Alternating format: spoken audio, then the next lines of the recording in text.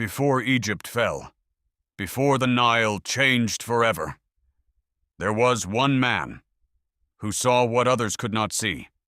He was not the strongest warrior, not the richest leader, and not the ruler of an empire, but with only a small army, and a mind feared even by his enemies.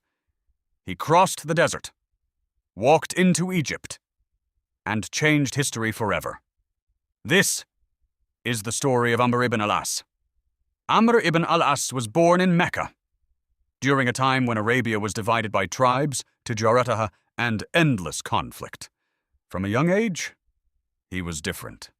He watched people carefully, learned how merchants negotiated, and understood how power moved between tribes.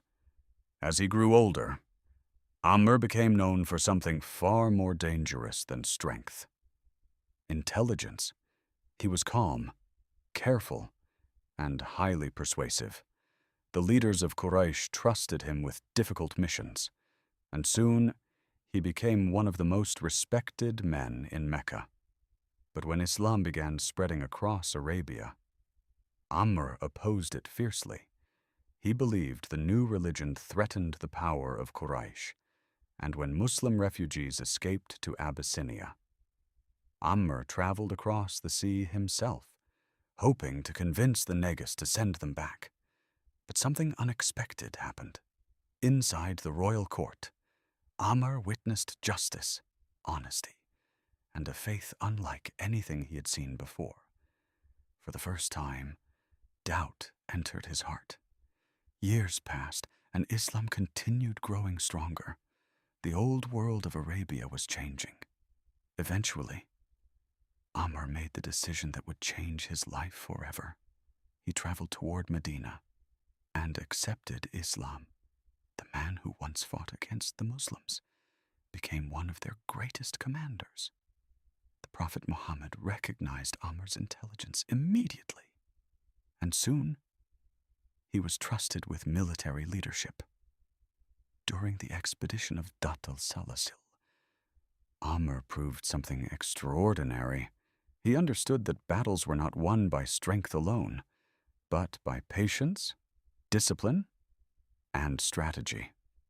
As the Islamic State expanded, Amr joined the great campaigns of the Middle East.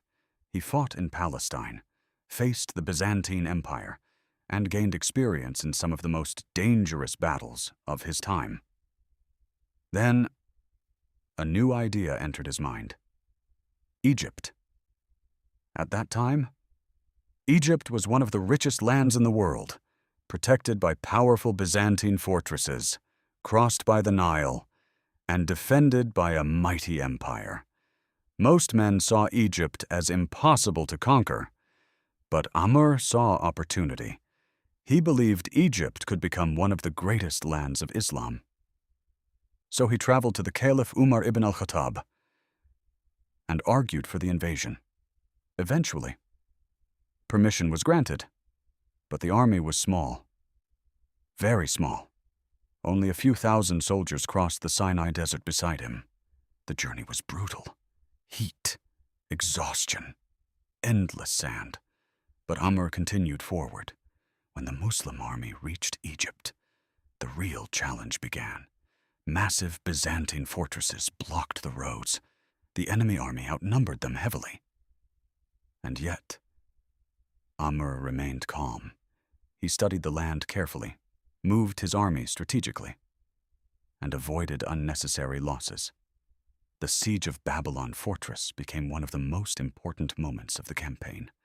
For months, the Muslims surrounded the massive walls.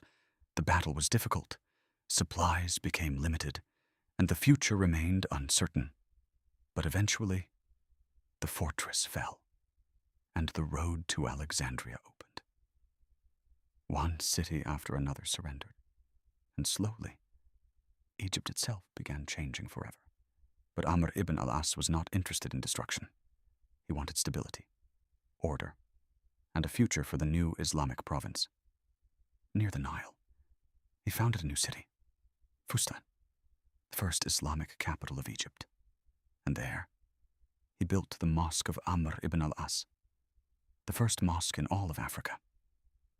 Years later, Amr became governor of Egypt. He governed through intelligence, organization, and political skill.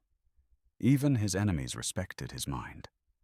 And although centuries have passed, his legacy still remains alive, in the streets of Cairo, in the memory of Egypt, and in the story of the man who crossed the desert with a small army and conquered one of the greatest lands on earth. Amr ibn al-Aas.